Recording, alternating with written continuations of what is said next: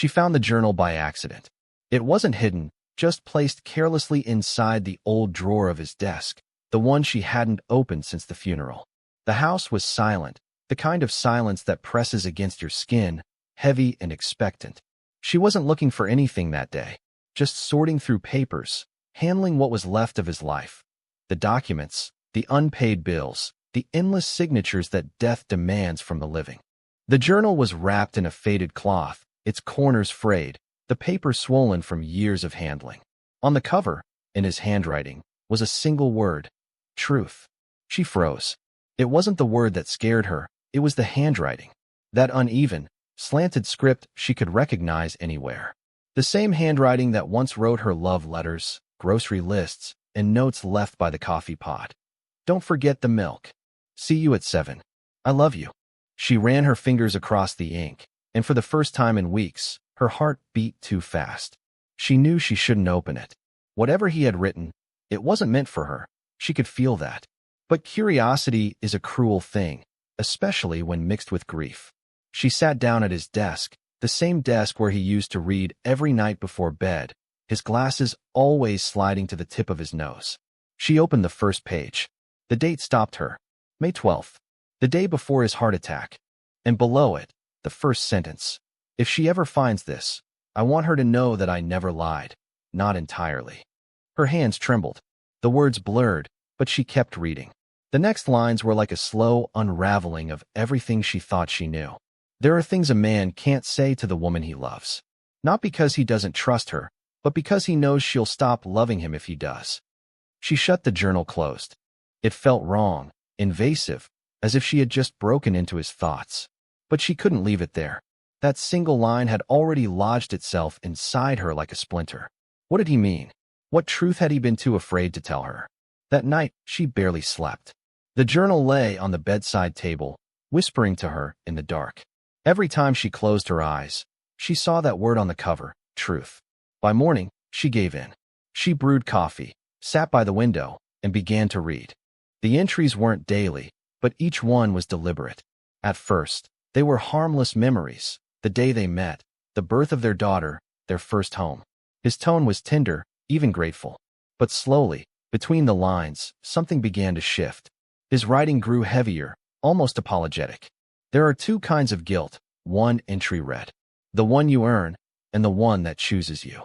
I didn't choose mine. Another. She deserved to know, but I couldn't risk losing what we had. Not after everything. She felt her stomach tighten. He wasn't writing about her, at least, not directly. He mentioned her again and again, but never by name. She came back into my life when I thought it was safe to remember her. I told myself it meant nothing. But memory is a dangerous thing. It keeps the dead alive. For a long time, she sat there, staring at the sentence. Came back. Safe to remember. The dead. Was he talking about an affair? An old love? Or someone literally gone? Someone who had once mattered too much? She didn't want to know, and yet she kept turning the pages. With every entry, the distance between the man she buried and the man she was reading grew larger. He had loved her, that much was clear. But he had also loved someone else, or at least carried her ghost inside him for years. There was no anger in his words, no passion even. Just sorrow. Regret that felt too quiet to be confessed aloud. When she reached the middle of the journal, she found a folded note tucked between the pages. It was written on old stationery from a hotel she didn't recognize. The handwriting was different, rounder, neater. A woman's. I kept your promise, it said. But I wish you'd kept mine. Her breath caught. There was no signature, only a date, 10 years ago. That same year he had suddenly started traveling for work, disappearing for days without explanation. She remembered asking him once why he seemed distant, and he had smiled, saying, "Just tired, love. You worry too much." She thought of that smile now, that small, practiced smile, and felt something twist inside her. The journal wasn't just a confession. It was a map of his guilt, and now she had no choice but to follow it. She closed the book, set it on the table, and stared out the window. The morning light touched everything but her. For years, she had built her life around the idea of who he was: kind, loyal, flawed, but faithful. Now, all of that was cracking. And still, somewhere deep inside, she wanted to protect him from her own disappointment. She looked down at the journal again. The next entry began with a line that made her heart stop. If you've made it this far, then you know who she was. And I know you'll hate me for it. She didn't open the journal again for 2 days. It lay on the kitchen counter like an accusation, the faded cover catching her eye every time she passed. She told herself she was done with it, that the dead should stay silent, and the living should learn to leave things buried. But lies, even small ones, have a weight. And by the second night, she felt it pressing down on her chest. The house had become unbearable, too clean, too quiet. Every surface gleamed like a set piece in a life she no longer believed in. On the third evening, when the rain started tapping against the windows, she gave in. She made tea, sat at the table, and opened the journal where she left off. If you've made it this far, then you know who she was. And I know you'll hate me for it. The next page continued without pause. Her name was Anna. We met before you and I ever began. I thought I had buried her, or maybe I wanted to believe she was buried. But she found me again. Julia, that was her name, felt a strange calm as she read. The name didn't sound familiar. Not one of their friends, not a co-worker she remembered. But the way he wrote about her, it wasn't a confession. It was mourning. I tried to tell myself I owed you honesty, he wrote. But honesty is a cruel gift. I didn't want to destroy what we built, not after everything we lost. She stopped reading there. The word lost echoed. 10 years ago, the same year as the letter, they had lost their baby. A son. He was born too early, and they had barely seen him before the nurse took him away. She had thought the grief had brought them closer. They had cried together, rebuilt piece by fragile piece. But now she saw how maybe, for him, it had also broken something that never healed. She turned the page. Anna reached out after the funeral. I didn't respond. For months, I didn't. But grief is lonely, and I thought, foolishly, that she understood. I told myself it was just conversation. Then I told myself it was closure. Then I stopped pretending. The next pages blurred before her eyes. The entries grew raw, desperate, each line more fragmented than the last. She reminded me of who I was before the quiet settled in. She didn't ask me to explain. She didn't look at me like I was broken. I told myself it wasn't love. Maybe it wasn't. Maybe it was just wanting to feel alive again. Julia pressed her hand against her mouth. The tears didn't come. Not yet. It was something colder, a numbness that spread from her chest outward. She wanted to be angry, but all she felt was tired. He had cheated, maybe not just physically but in spirit. And the worst part was, she almost understood. She flipped forward to the last dated entry. I ended it. I had to. You deserved better than the man I became. But she never forgave me. I don't think I did, either. I thought telling you would make it right. But some truths only poison what's left. Julia stared at those words until the ink seemed to sink into the page. She turned to the back cover, hoping for more, some final explanation. Instead, she found something else tucked inside, an envelope. Her name was written on it in his hand. The paper was yellowed at the edges, but sealed. Her pulse quickened. She hesitated, then opened it. Inside was a single page, dated the week before he died. Julia, if you're reading this, it means I didn't have the courage to tell you myself. There are things you deserve to know, but there's something I need you to understand first. I never stopped loving you. Not once. But love isn't clean. It drags through everything. The guilt, the memory, the failures. I thought I could separate who I was with you from who I was with her. But the truth is, I carried both versions of myself until the end. I hope one day you'll forgive the man who couldn't choose between his past and his peace. She let the letter fall to the table. Her throat ached. She wanted to scream, but there was no one left to hear it. Outside, the rain turned into a storm, thunder echoing faintly in the distance. She got up, walked to the window, and saw her reflection in the glass, a woman she barely recognized. He had built a life with her, shared decades, laughter, love. And all that time, a ghost had lived quietly between them. For the first time, she wondered if maybe she had known. The late-night silences. The faraway look in his eyes when certain songs played. The moments she chose not to question because she didn't want to know the answer. Maybe part of her had helped him keep the secret. She went back to the table and picked up the journal again. Near the end, a final entry stood alone, written days before his death. I dreamed of you last night, standing by the lake. You didn't speak, just smiled. That smile that forgives too easily. I wanted to tell you everything then. Maybe I did. Maybe you already know. Julia closed the book slowly. The storm outside had eased into a steady rain, soft and relentless. She didn't cry. Instead, she whispered into the quiet room, "I knew." The word felt strange on her tongue, a confession she didn't know she'd been holding. She looked at the journal again. It wasn't just his truth anymore. It was hers too, a story of love that had survived mistakes, silence, and even death. But one thing remained unresolved, pressing at the edges of her thoughts. Who was Anna, really? And why had she written, "I wish you'd kept mine"? Julia turned the journal over in her hands, feeling the weight of it, heavy not with betrayal, but with unfinished stories. She didn't know if she was ready to read them all, but she knew she would. The next morning, Julia woke before dawn. Sleep had been restless, filled with half-dreams that clung to her like cobwebs. She sat up, the silence of the house pressing in from all sides. On the kitchen table, the journal waited, closed, patient, and impossibly heavy. She poured herself coffee she didn't want, staring out the window as the first streaks of pale gray filtered through the clouds. For years, this house had been her safe place. Now it felt like evidence. She carried the journal to the living room, set it on the couch, and opened it again, this time to the middle, where pages were filled with uneven handwriting, some lines crossed out, others rewritten over and over. Anna wrote back, "I shouldn't have read it, but I did." She said she never wanted to destroy what I had, only to remind me that I once wanted more. Julia frowned. Wrote back? The words echoed in her mind.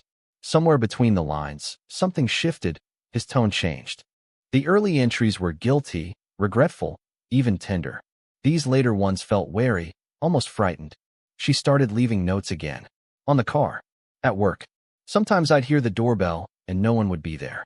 I told myself it was coincidence, but I could feel her everywhere. Watching. Julia's chest tightened. She flipped ahead. "You told me to stop drinking." I tried, but she found me again, that night at the hospital. She said she'd been visiting her father's grave, but he'd been gone for years. I don't think she ever stopped loving me, even when she should have. The entries blurred together after that, fragments of apologies, details of ordinary days spliced with growing unease. Then, near the end, she found something different. A small folded note taped to the page, in her husband's handwriting, but written hurriedly, almost shakily. "If anything happens to me, it won't be an accident. Tell them to check the lake." Julia froze. Her pulse pounded in her ears. The lake. The same lake where they used to go every summer, where he had died a year ago in what everyone called a boating accident. She read the line again, her eyes moving over the words until they blurred. Tell them to check the lake. The coffee went cold beside her. She picked up her phone but didn't know who to call. His brother? The police? It had been a year. The case was long closed. She stood, pacing. The journal wasn't just a confession. It was a trail. She needed answers. By noon, she was in her car, the journal in the passenger seat beside her. The drive to the lake took an hour, winding through back roads framed by thinning trees. Autumn had started to peel the color from the landscape, leaving behind the gray bones of branches and the smell of rain-soaked earth. The closer she got, the heavier the air felt. The lake looked the same, still, vast, and deceptively calm. She parked by the old dock, where his boat had once been tied. The memory hit her, the police officer's voice saying capsized, the empty seat, the life jacket never found. She walked to the edge, her shoes sinking slightly in the wet ground. The water reflected the dull sky like a sheet of glass. "Check the lake," she whispered. "For what?" There was no one around, no sign of anything but wind and memory.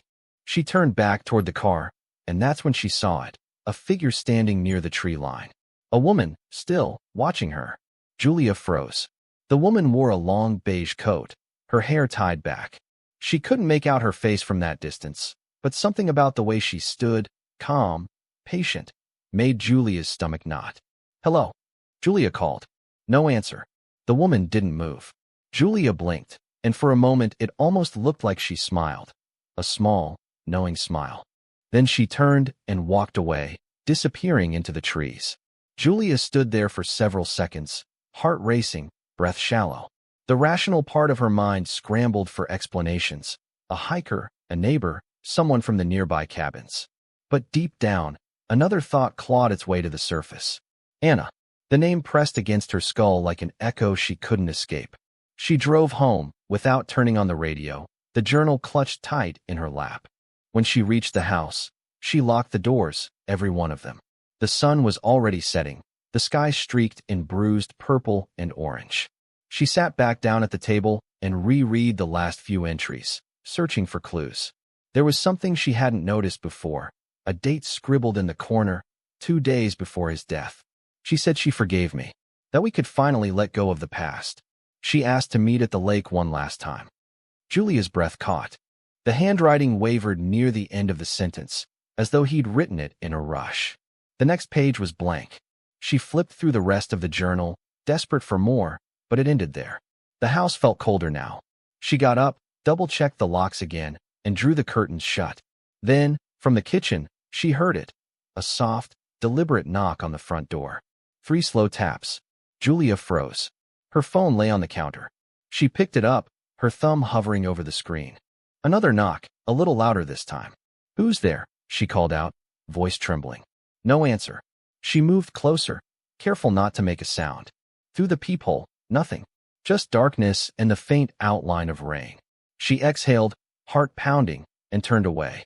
Then her phone vibrated in her hand. A message from an unknown number. "I think you've read enough, Julia." She dropped the phone.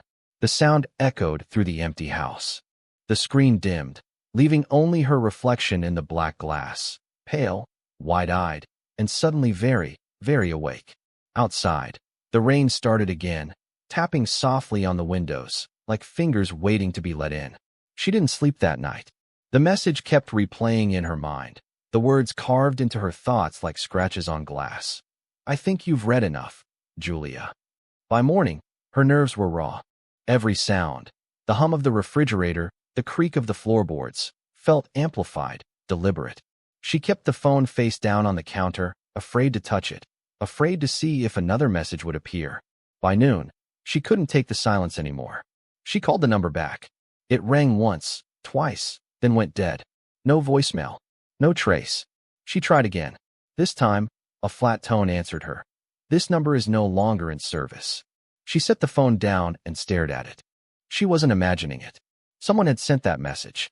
Someone who knew her name, knew what she'd found. Her first thought was the woman by the lake. The beige coat.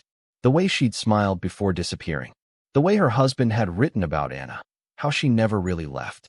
Julia tried to reason with herself. Maybe it was a prank. Maybe someone found the journal before she did, though she didn't know how that would even be possible. The logical explanations felt flimsy, like paper trying to hold back a flood.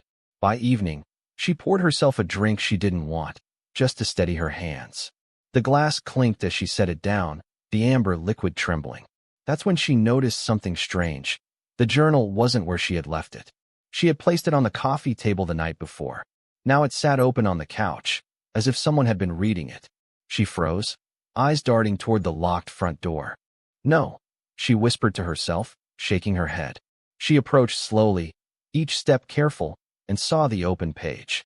A section she hadn't reached yet, one she could have sworn was blank before. But now, faint pencil marks filled the space. Not his handwriting, hers. She blinked hard. It couldn't be. She hadn't written in it. Yet there it was, in shaky cursive that looked unmistakably her own. "You were never supposed to find me." The room tilted slightly. Her heart thudded in her chest, heavy and uneven. She closed the book and stumbled backward, her breath catching. Then, through the window, she saw it, headlights pulling into the driveway. A silver sedan. Unfamiliar. Julia's mind went blank. She reached for her phone, but it was gone. Not on the counter. Not on the table. The headlights cut off. The sound of a car door opening. Then footsteps.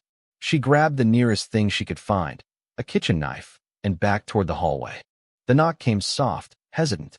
"Julia," a voice called. A man's voice. Calm. Familiar. In a way that made her stomach twist. "It's Paul. Can we talk?" Paul, her husband's brother. She exhaled, relief washing through her for a brief, dizzying moment. She unlocked the door, though her hands shook. He stood there, rain dripping from his coat, his expression unreadable. "You scared me," she said, trying to smile. "You could have called." "I did," he replied quietly, stepping inside. You didn't answer. My phone's missing. I know, he said. That's why I came. Something in his tone made her throat tighten. He wasn't here just to check on her. He knew something. What's going on, Paul? She asked. He looked around the living room, his gaze landing on the journal. You found it. She froze. You knew about it? He hesitated. I wasn't sure you would. You mean you knew it existed? His eyes met hers. I knew he was writing something before he died. He mentioned it once. Said it wasn't meant for you. Her voice dropped. Then who was it meant for? Paul's jaw tightened. For Anna. The name fell between them like a stone. You knew her? Julia asked, heart hammering. Everyone knew her, once, he said. She was trouble. Your husband got involved with her years before he met you. She was married, and when her husband found out, he didn't take it well. There was an accident. She disappeared after that. He thought she was dead. But she wasn't, Julia said. No, she wasn't. Paul stepped closer, lowering his voice. I think she's back. Julia felt her knees weaken. That's impossible. Is it? He asked softly. You said you saw someone at the lake. She nodded, her pulse quickening. And you got that message, didn't you? Her eyes widened. How did you? Because I got one too. He pulled out his phone, showing her the screen. A message from an unknown number, identical to hers. I think you've read enough. The words glowed against the dim light of the room. For a long moment, neither of them spoke. The only sound was the steady ticking of the wall clock. What do we do? She whispered. Paul exhaled, running a hand through his hair. We find out what she wants. Julia shook her head. She's gone, Paul. This is insane. You said that about the journal, he reminded her. And yet here we are. He turned toward the door. Come with me. There's something you need to see. Where? The storage shed at the lake, he said. The police never cleared it out. He kept some of his old things there. Boxes, maybe more journals. If there's anything left, we'll find it there. Julia hesitated, glancing at the journal on the couch. What if it's a trap? Paul's eyes softened. Then we'll spring it together. He offered a small, grim smile. Against her better judgment, she nodded. They left just as the rain began again, streaking across the windshield as they drove through the back roads in silence. The headlights cut through the fog, the world narrowing to a tunnel of gray and gold. When they reached the lake, the air was thick and cold. The storage shed stood near the waterline, its door half-hinged, rust streaking down its side. Paul went first, flashlight beams slicing through the dark interior. The smell of damp wood and old gasoline filled the air. He used to keep the boat tools here, Paul murmured. But look, Julia followed the beam to the back corner, 2 wooden crates stacked together. The top one was nailed shut, but the lower one sat slightly open. Inside were books, dozens of them, journals. She reached for one. The handwriting on the cover made her blood run cold. It wasn't her husband's. It was a woman's. In looping cursive, for him, for when he remembers. Paul glanced at her. Is that Anna? She whispered. Outside, thunder rolled across the water. Somewhere behind them, the shed door creaked open again, though neither of them had touched it. The wind outside roared like something alive, rattling the thin walls of the shed as Julia and Paul stood frozen in the beam of his flashlight. The door had creaked open again, though there was no one there. Only the blackness of the lake beyond, the whisper of rain against the roof. Paul stepped forward first, his jaw clenched. Stay behind me, he muttered, raising the flashlight toward the entrance. The beam cut across the empty doorway, catching only the fine mist of rain. Nothing moved. Yet Julia couldn't shake the feeling that someone was standing just beyond the reach of the light, watching. Paul, she whispered. Let's go. But he wasn't listening. He was staring at the stack of journals, his face pale. These weren't here before, he said. I checked this place after the funeral. It was empty. Julia knelt down, her fingers brushing the covers. They were dry despite the damp air, as if someone had just placed them there. The topmost journal was older than the rest, its spine cracked, its cover nearly worn smooth. When she opened it, the scent of mold and salt water drifted up. The first page was dated years before she had ever met her husband. July 2nd, 1998. He doesn't remember me anymore. He promised he would, but promises are fragile things. I'll keep writing until he does. Julia's pulse quickened. The handwriting was the same as the inscription, elegant, looping, and undeniably feminine. It's hers, she murmured. Anna. Paul crouched beside her, his flashlight trembling slightly in his hand. Read more. She turned the page. The next entry was darker, almost frenzied. He has a new wife now. She wears his ring, but she doesn't know the things he did. She doesn't know what waits for her by the water. Julia's throat went dry. She's writing about me, she said quietly. Paul frowned. That's not possible. She's been gone for decades. Then how do you explain this? Julia snapped, holding up the journal. The ink is fresh. This was written recently. Before he could answer, the sound of footsteps echoed outside, soft, deliberate, moving closer. Julia froze. Paul turned off the flashlight, plunging them into darkness. They stood still, breathing shallowly. The footsteps stopped right outside the door. Then, faintly, a woman's voice drifted through the crack. You shouldn't have come back here. It was quiet, but sharp, like a blade scraping glass. Paul grabbed Julia's arm, pulling her toward the back of the shed, but before they could move, the door slammed shut. The sound reverberated through the small space, followed by a heavy click, the lock sliding into place from the outside. Julia's heart raced. We're trapped. Paul's beam flickered back on, sweeping the walls for another exit. There was a small window high up on the far side, half covered with grime. He dragged a crate beneath it. Come on. She climbed up first, gripping the frame. Rain blew in her face as she pushed at the glass, but it was stuck tight. It won't open. Move, Paul said, shoving at it with his shoulder until the wood cracked and the pane shattered outward. Go. She climbed through, scraping her arm on the glass. The ground outside was slick with mud. She fell hard, her palms sinking into the wet earth, but Paul followed right after, landing beside her. They didn't stop running until they reached the treeline, gasping for breath. Behind them, the shed door hung open again. Light flickered inside, pale and unsteady, like candlelight. She's still in there, Julia whispered. No, Paul said. She's gone. Whoever that was, it's not her anymore. But even as he spoke, they both saw it, a figure standing in the doorway, silhouetted against the trembling light. A woman in a beige coat, her hair clinging to her face in the rain. She didn't move toward them. She only raised her hand slowly and pointed to the lake. Julia turned her head. In the distance, something floated near the shore. Another crate, half submerged. She felt an invisible pull toward it, an awful curiosity that rooted her in place. Julia, Paul warned. Don't. But she was already walking. The rain fell harder now, drumming against the water, blurring everything into a smear of gray. She waded in until the cold reached her knees and grabbed the edge of the crate. It was heavy, waterlogged, but she managed to pry it open. Inside were photographs, dozens of them, of her husband, all taken from different years. Some from before she met him, some from after. But in every single picture, there was someone else. A woman. The same face. Anna. Sometimes in the background, sometimes close enough to touch. Julia staggered back, the photos spilling into the water like scattered leaves. He lied to me, she whispered. He never stopped seeing her. Paul stepped forward, his voice breaking. Julia, we have to go. But she barely heard him. The rain drowned out everything now. From the lake came a low, mournful sound, like the echo of someone crying beneath the surface.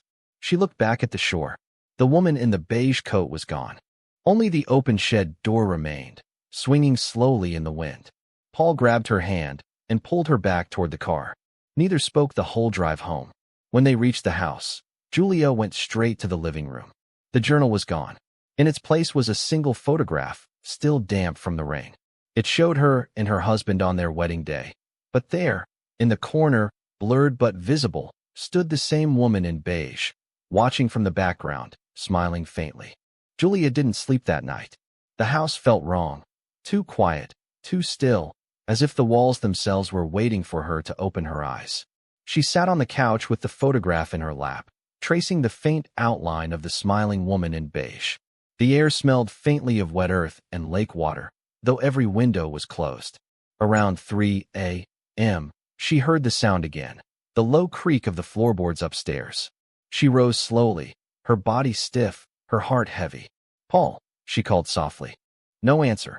The hallway light flickered as she climbed the stairs. Their bedroom door was half open, swaying slightly in the draft. Inside, the sheets were untouched. Paul's side of the bed was empty. But something else caught her eye, the journal lying on his pillow. The same cracked spine, the same faded cover. She approached cautiously, her fingers trembling as she opened it. The latest entry was dated that night, October 6th. She knows now. I thought I could keep her away from the truth, but the truth has a way of finding its own voice. I have to go back to the lake. Julia's vision blurred. She ran downstairs, calling his name, but the front door was ajar, rain dripping from the handle. The night outside was black and endless. She grabbed a flashlight and car keys, heart pounding so loud it drowned out everything else. The drive to the lake took 12 minutes, though it felt like hours. The storm had passed, but the fog was thick, rolling across the road like smoke. When she reached the old dock, she saw his car parked crookedly near the edge, lights still on. "Paul," she shouted, her voice echoing across the still water. No response. The beam of her flashlight swept across the surface, catching flashes of movement, ripples spreading outward, faint shapes beneath the mist. She walked onto the dock, her shoes slick with rain, her breath coming fast. Halfway down, she found the second crate, the one they hadn't opened. The lid was sealed tight with nails. A crowbar lay beside it, as if he had been about to pry it open. She hesitated only a moment before wedging the bar beneath the lid and pulling hard. The wood splintered, groaning. Inside were pages, hundreds of loose, water-stained pages, all written in her husband's handwriting. She lifted one out and read by the flashlight's beam. She wanted me to remember her. I didn't. So she made me write. Another. Every time I tried to forget, she sent me another dream, another whisper. I thought the journals would stop it. I thought if I buried them, she'd stay gone. Julia dropped the paper, her hands shaking uncontrollably. The fog shifted behind her, and she turned. At the edge of the dock stood a figure, still, silent, her coat clinging wetly to her body. Julia couldn't see her face through the mist, but she didn't need to. The voice that followed was almost gentle. "He was mine first." Julia stepped back. "He's not yours anymore." "No," the woman said. "He never stopped being." The figure moved closer, slow and steady. The wood beneath Julia's feet creaked, the water lapping hungrily at the posts. "You read his words," the woman continued. "Now you carry them. That's how it works." "What are you talking about?" Julia demanded, but her voice cracked. "You took what wasn't yours," the woman said softly. "The truth, the memory, the guilt. They're yours now." Julia shook her head, backing away, but the dock groaned and split beneath her. She fell to her knees, the flashlight clattering into the water, plunging everything into darkness. When she looked up again, the woman was gone. Only the lake remained, smooth, unbroken. A faint light glimmered below the surface, like a lantern sinking slowly into the depths. She reached out once, instinctively, but then stopped. "No, enough." She turned and ran back to the shore, lungs burning, tears mixing with rain. Paul's car was empty. His phone sat on the passenger seat, the screen still glowing with an unfinished message. "Don't come looking for me." Julia stared at it until the battery died. The police found nothing the next day, no body, no signs of a struggle, only footprints that led from the car to the dock and vanished at the edge. Weeks passed. She stopped going to work. The neighbors stopped calling. The world shrank to the house and the photo she kept on the table, the one from their wedding. She couldn't bring herself to throw it away, even though the sight of that faint, smiling woman in the background haunted her every time she looked. One morning, a letter arrived in the mail. No return address, just her name written in neat, unfamiliar handwriting. Inside was a single sheet of paper, torn from a journal. November 12th. She's waiting by the lake. I can hear her again. Julia set the paper down carefully, her hands cold and steady. She looked out the window toward the gray horizon, where the sky met the water in a dull, seamless line. For a long time, she didn't move. Then she went upstairs, packed a small bag, and left the house without locking the door. The wind was rising again, carrying with it the faint scent of rain. When she reached the lake, the fog was thick as ever. The dock was gone, washed away by the storm, but the water was still. She stood at the edge, the mud soft beneath her shoes. In her hand, she held the journal, the last one. She opened it to the final page. It was blank. Slowly, she pulled a pen from her pocket, took a breath, and began to write. October 6th. I understand now. Some things don't end. They echo. When she looked up again, The water was rippling softly, as if something beneath had stirred. The wind brushed against her face like a whisper, and the first drops of rain began to fall. Julia closed the journal, held it to her chest, and took one step closer to the water. Then another, and another. The surface met her knees, her waist, her shoulders. She exhaled once, steady and calm, before the lake swallowed her whole. The next morning, a fisherman found the journal floating near the shore. Inside, there was one more sentence, written in a trembling hand. She remembers now.